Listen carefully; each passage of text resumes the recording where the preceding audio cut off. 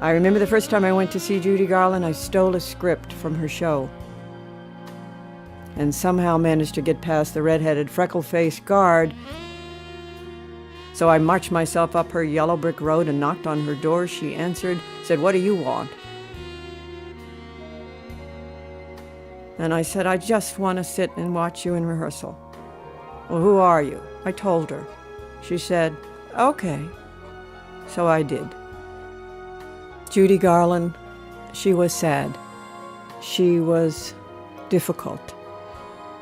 But as a fan and as a young lady who loved everything she ever did, she is one of the reasons that you are watching this show tonight. Week after week, I remember I used to cut class every Thursday night because that's when Judy did her dress rehearsals, and I just wanted to be there. She never started on time. Never. She was supposed to start her rehearsals at 8 o'clock, and I'd sit there till midnight, or 1, or 2, or 3, sometimes all night, waiting with everyone else for Judy. But I would have waited all night, any night. Sometimes she was drunk. Sometimes she looked a lot older than she was. Sometimes she was happy and smiling and funny, one of the funniest people I've ever seen. And then the next week, she would be one of the saddest. And there was one night that she arrived late, as usual, and she was rehearsing a song, a beautiful song called "Here's That Rainy Day." Maybe I should have saved those leftover dreams. Funny, but here's that rainy The stage in the studio at CBS had a revolving stage, and she was just to stand on the edge of the revolving stage in a trench coat and sing. I remember she came in that night, and she came in late, and the crew was angry, and they didn't like her. They didn't like her at all because she was always late, and they had to wait and wait and wait. And sometimes she would feel like singing, and other times she wouldn't. That night she wanted to sing, but she was an unhappy lady. It was the only time where Judy Garland walked over to me and knelt down and spoke. And she said, "They don't like me very much around here."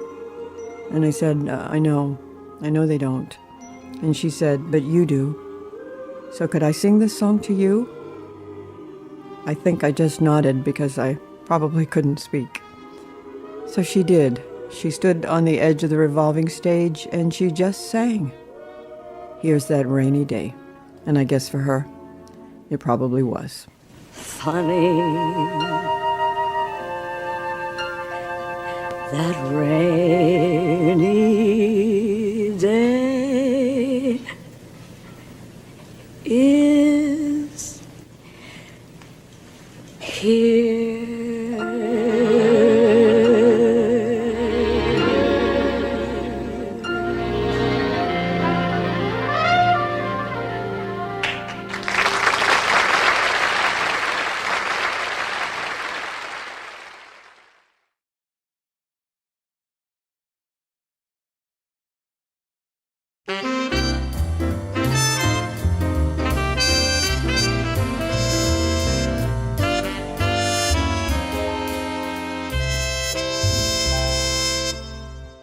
This woman is magic. She is. She has a Rolodex that reads like the who's who of the entertainment world. She is a veteran television producer and director, and energy that lights up the room. Karen Grace Cadle. Yay! Yay, I should take my glasses off maybe. They're beautiful. Thank you. Oh my God, your eyes match your glasses, match your earring. Well, I know I do that sometimes, not on purpose, but people say, "Do you always match?" And I go, "Well, I guess I do." Yeah. It's great. And so it's in the perfect color. Yeah, I love this color. Yeah. Thank you for that introduction. Is that me? Did all that? You did all that and more. And more. Yeah. And more. And the question is, this business, I mean, why this business and why do you love it so much? When did the love of it begin? I think from the first time I went to see a movie, maybe, because I just loved them, and I longed to meet some of those people I loved. Didn't know how I was going to do that, but the first job I got was going to an employment agency for the entertainment business, and I got a job as secretary in an agent's office, and he had a lot of big clients, stars.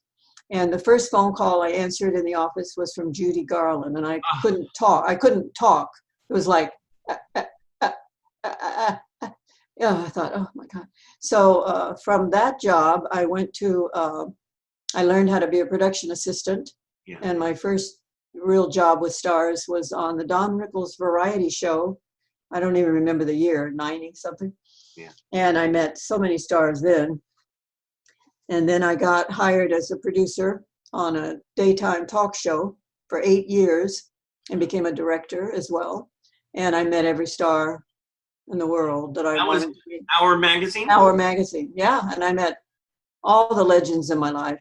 I just fell in love with the legends. I was never into the younger stars. Never have been, never will be, probably.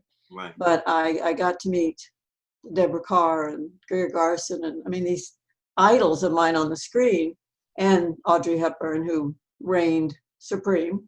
Yeah. But I got to meet them all, and I guess I was lucky in that I got to keep them all. I didn't lose them. I didn't meet them for a day or an hour or 2 hours. I kept them in my life, but I had to work at that. I mean, I did it on purpose, but I did it. So that's why all of them who are still with us today are still in my life. When you say you had to work at keeping them in your life, what does that mean? You had to communicate. You had to write letters, write a note, call. You had to keep up the friendship, basically, which it became, as opposed to, and then I never did any of that. I mean, when I first produced June Allison, I wanted to know June Allison. Yeah. And so I became one of her really good friends. I used to go up and stay with her. But you have to, it's like the first time I saw Judy Garland. I mean, I wanted into that rehearsal badly. Tell us about that story. That is, I saw that video on your YouTube page. It's my website. Brilliant. No, well, I was told that nobody could get into Judy's rehearsal. There were signs everywhere at CBS, closed set. I mean, seriously. And they had this very mean, redheaded, freckle-faced guard at the door, and you do not get in. Well, don't tell me, 'cause I don't do that.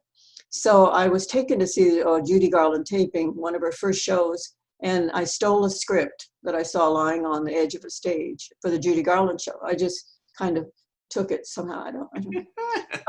So the next week I went back Thursday night for rehearsal with my script, went in the stage door entrance, and I said, I have to return this to Studio 33. And they said, do you know where you're going? I said, yeah, of course. Maybe. So I took this, he said, well, go ahead, but you can't stay. I said, no, I know, I'll be right back. Never happened. So I went up to the freckle-faced guard and I said, I want to see a rehearsal. He said, well, you can't do that. Nobody gets into rehearsal. I said, well, what do you have to do to get into rehearsal? He goes, you have to have this signed by this piece of paper signed by Judy Garland. And I said, so where is she?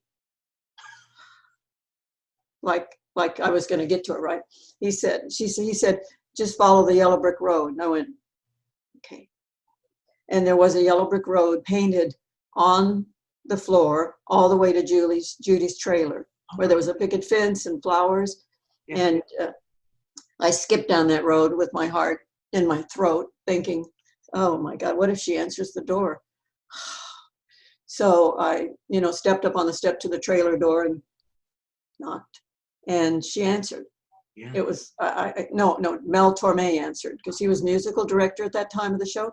Yeah. And he said, yeah, what is it? I said, I wanted to watch rehearsal, but I can't unless Miss Garland signs this paper. He goes, Judy, come here. I went, oh God. My heart was probably, because I love Judy Garland so much, as do a lot of people. Yeah. And she came to the door, no makeup, hair. I didn't care what she looked like. I didn't care. And she goes, what do you want? I said, I can't watch your rehearsal unless you sign this piece of paper. And I really want to do that more than anything I've ever wanted to do. And she goes, well, give me the paper. She opens the door. I give her the paper. She signs her name. She hands it back to me. And I go, thank you. Thank you. And a tear level up to here. I went back to the freckle-faced guard, and I went, and he went, I don't know how you did that, lady, but go ahead, go in. So I went every week. Wow. I wanted in there Yeah. badly. And I have sometimes gone to extremes to get to meet somebody, but I really wanted to see her. I didn't care if I ever talked to her. I just wanted to sit there like a mouse, quiet and silent, and watch her rehearse, which she would show up sometimes at midnight or 1 or 2 in the morning. I sit there all night. I didn't care. Yeah. Yeah. And then, the thing on the video that was so beautifully edited by Tony Morrell, who's another incredible entertainer, Yeah. was a night that, it's just that you get these moments. I've always done presentations and talked about moments with some of these stars. Yeah. And that when you're in one of them, to stop yourself and get it, Yeah. as opposed to having it and then you're gone and you go, God, I didn't say, I didn't get it. Like Right. the first time I swam with Esther Williams, I had to literally, you swam with Esther Williams? so many times now I can't begin. Ah! For years, 13, 14, no, almost 30 years I knew Esther, and we swam. You couldn't go over to her house without swimming. That was like part of the deal. So the first night I swam with her, though, I had to take myself to the edge of the pool and sit on the step and just go, okay, you're swimming with Esther Williams. Okay, all right, you got it? Because when I was 14, I put on a water show in our pool I wired hula hoops together and dove in and out of them. I thought I was Esther Williams. And then I was swimming with Esther Williams. So you don't forget those moments, I mean, Kind of. I mean, Hollywood legends. Yeah. One question that I wrote down, which I was going to go to later, because I could go through all the Hollywood legends. Yeah. Well, I am actually going to go there. You mentioned Audrey Hepburn. What was it about Audrey Hepburn for you? Well, and many, many other people. Yeah. She was enchanting on screen. I just fell in love with her character, her beauty, her tallness, her long neck, her soft, the way of speaking. I loved everything she did, as many, many, many millions of people have, because even when you go to Italy today, Audrey's everywhere. Yeah. Every stores, and Roman Holiday. restaurants, Roman Holiday. Yeah, I retraced all of her steps in Roman Holiday and took a picture of me in exactly the same setting as Audrey was in the film. Yeah. Had to do it. It's like when you go to Austria, you have to relive Sound of Music in Salzburg. You have to sing the song in every location. Yeah. But with Audrey, I really, really wanted to. Now, how did you connect with her? How did you meet her? I would do this to my boss on Our Magazine. Yeah. I would go into him and say, if you let me do this, I'll get Audrey Hepburn. I said, let me go to New York, fly me to New York, let me have a couple of days, and I'll come back with Audrey Hepburn. And he went, yeah, right, okay. And how are you going to do that? I go, I don't know. I don't know. I haven't figured that out yet, but I will. And I will come back with Audrey Hepburn. Yeah. So, and I went to New York and I had a plan and it worked. And I came back with an hour special scheduled to do with Audrey Hepburn. At the beginning of this interview, the first thing I said is that you were magic. And I said that because I felt something about that with you. But now as you continue to talk and I'm hearing some of the way that you do things, you are. Well, when you're driven, when you really want something and you picture it and you go, I've got to get Audrey.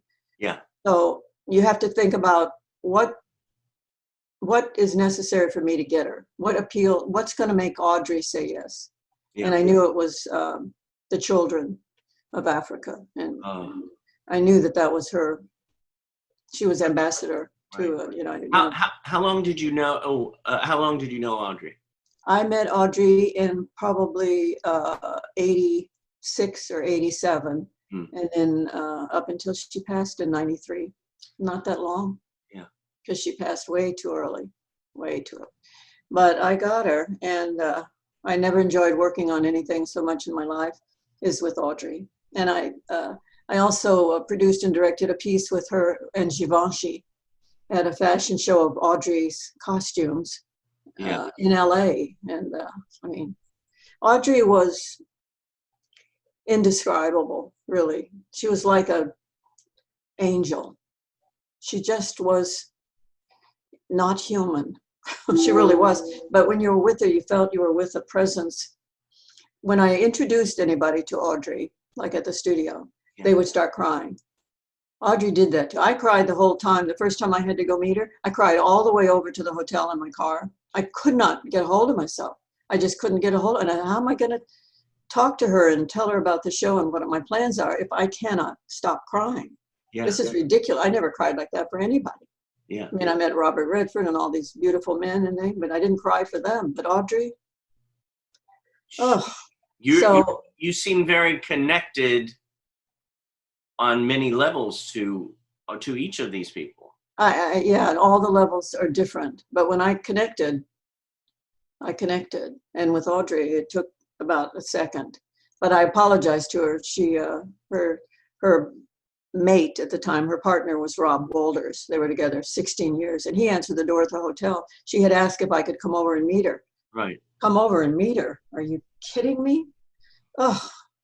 So when he answered the door, I said, hi. He said, you're Karen. I said, yes. And he said, well, come on in. And Audrey, her back was to me. She turned around and she walked over to me and she said, hello, I'm Audrey Hepburn. I went, and I said, you're going to have to forgive me, Audrey, because I'll be fine. Give me 5 minutes, but I have to get over you. So I did. And 5 minutes, I said, okay, I'll be fine, but mercy. It's just some people, when you finally meet them, you've got this image of them in your head. And when they're better than that and more perfect than that, she was powerful in her own silent way. Right. And she's by far, I think, my favorite for different reasons. That's why I have her picture on my wall. See, there you go. Oh my God. Yeah, always. She's in every room somewhere. I'm going to have to show you, I don't have it here, but I'm going to have to show you a picture of my mom when she was young, because you look like Audrey? She looked like Audrey. Oh. She didn't talk like Audrey because she was from Mississippi. But oh, well, no, she didn't. She had long neck, like, you know, actually I got, sometimes I say I have Audrey Hepburn's neck, but. Yeah, she had a neck. She had the neck. Oh my God. Whew. You know. But, yeah. Yeah. And also when you say it's so amazing when you meet people and they're better. They're better than you can imagine. Than you can imagine. I haven't met as many legends as you say that you have met. But one person that I grew up loving was Lily Tomlin. And when I met Lily, I mean, I met her a couple times and then finally I went up to her. I was singing for a friend's birthday at the time. And Lily happened to do comedy right before I sang. Oh, wow. So afterwards, I tapped Lily on the shoulder and I said, I just want to thank you for all the joy you've given me. And she looked at me and she went, I love what you did. And she grabbed me by the face and kissed me on the lips. And I went, yeah, you did. You're gone. You're gone. Yeah, for the next 5 minutes, you're like, But it is, like you say, it's so amazing. I'm going to throw out another name to you, Elizabeth Taylor. Yeah, that's a book. That's a book. That's your book. You're coming out. That's a book. Yeah, those weren't all good moments. Right. I liked her a lot, but she was surrounded by these people, her posse, her whatever, and like 8 people at one time. You could never get to Elizabeth because there was always people to stop you. And But when I booked her, I booked her on several shows. I worked with her about 5 times, I guess. And first time was in New York when she came out with Passion, the perfume. Right. And then the second time was on this Hour magazine where we did an hour. An hour with Elizabeth. We taped 6 segments, I think. So I had done more research about Elizabeth Taylor than I ever thought I would. I didn't have the same feeling for Elizabeth like Audrey. Right. I Well, she loved had what she did. completely different energy. Completely. Yeah, completely. And Audrey had nobody around her to interfere. But when she finally got to the studio to tape the hour, I was told by her people that there was no reason I needed to speak to her. And I had spent 3 months preparing this special, and I need to tell Elizabeth what she was going to do. Yeah.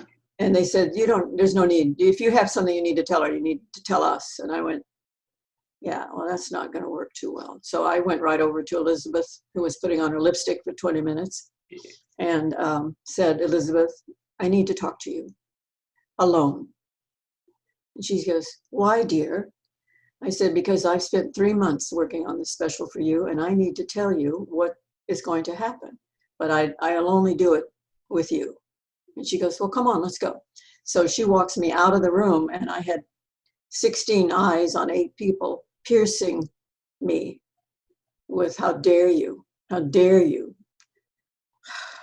So I got her into a room, and she was fantastic. Yeah. She was wonderful. I said, don't you want to know what we're going to talk about? Because I've made very sure that we don't talk about the things that I don't think you want to talk about. And she said, yes, tell me. And so I told her the whole show. She loved it. She loved it.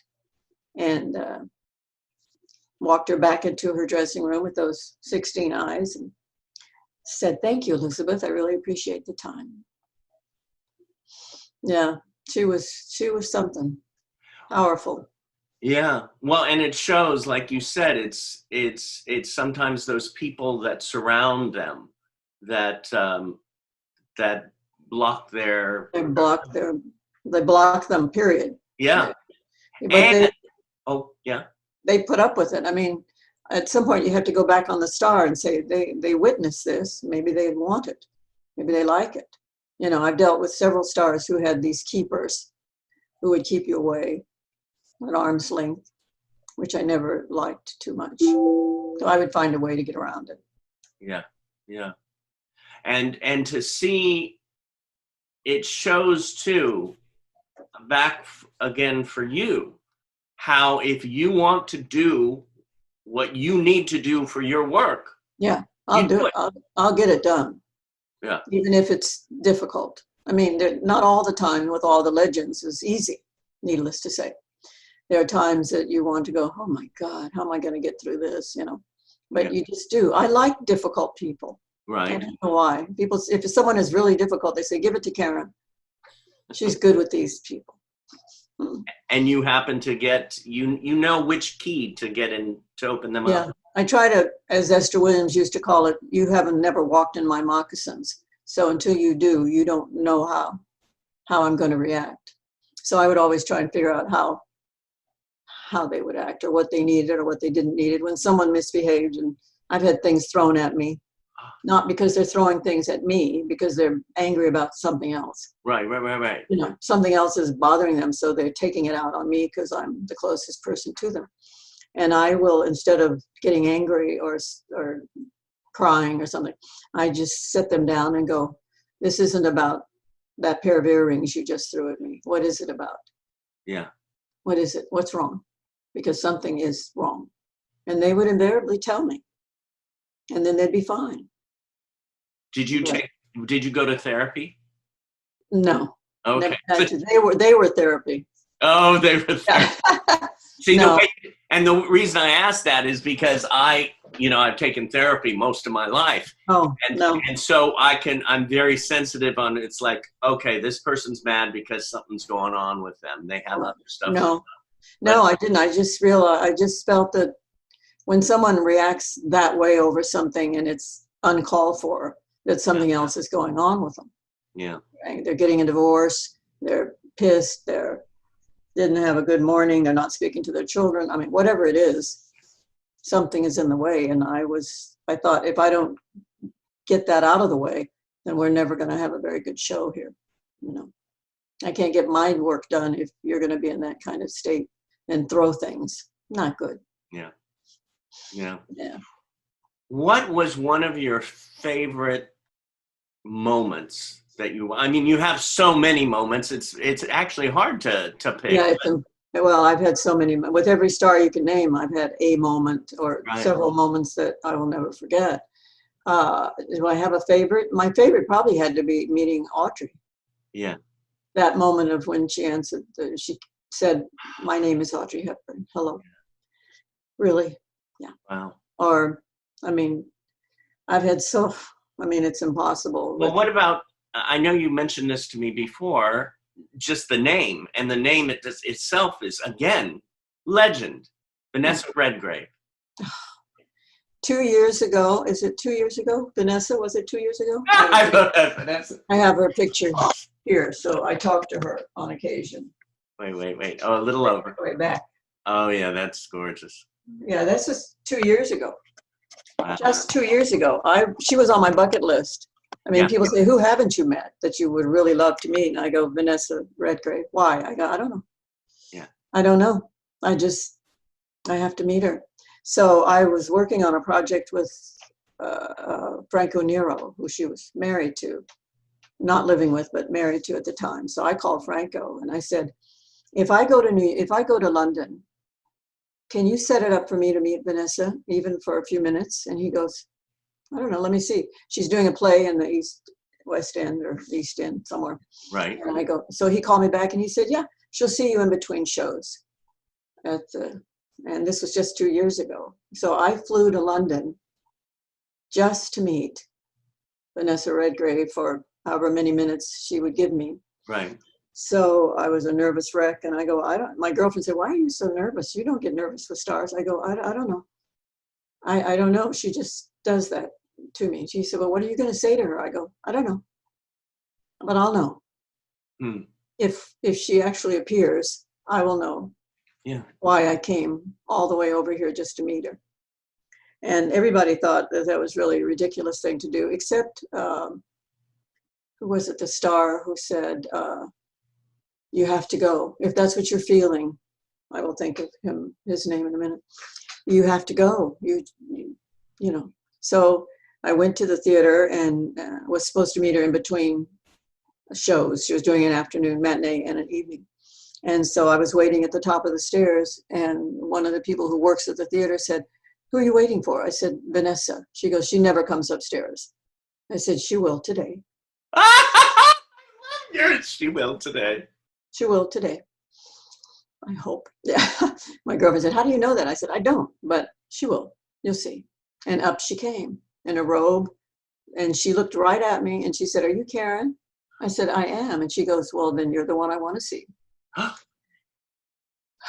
And there was like 20 other people waiting with their programs and their pens out and all that. She goes, I'm sorry, I don't do pictures and I can't sign autographs today because I have a meeting.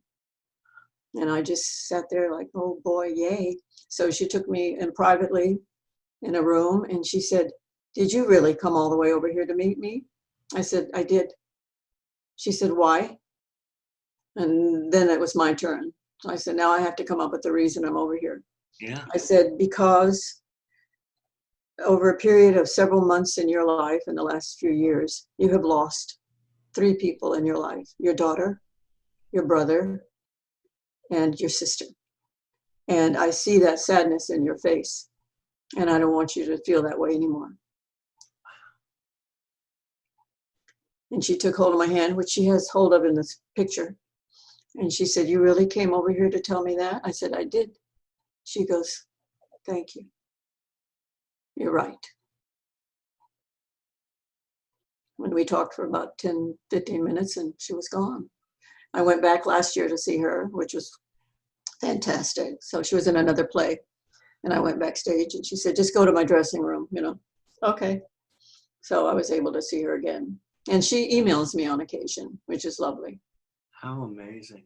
Yeah, I don't know. I just had to tap into something that I knew would mean something to them. Yeah. I mean, she went through hell there. She went through hell. I mean, you don't lose a daughter, a sister, and a brother in a matter of months. You don't. No. Yeah, but she did. And it shows. It showed in her. And I love this picture because she looks peaceful. Yeah. Yeah. So that was a moment. Yeah. That was a good moment. That's great. So that was Vanessa. And with every star you could mention, there's some moment that. Well, I mean, hearing your description of all this, I'm entranced. Number one, the way you tell it is just like, you can't. Yes, and Yeah, like and a movie. These are true. This is your life. Yeah. This is your life. This is your life, Karen Grace Cadle. Yeah. Well, but that's what it is.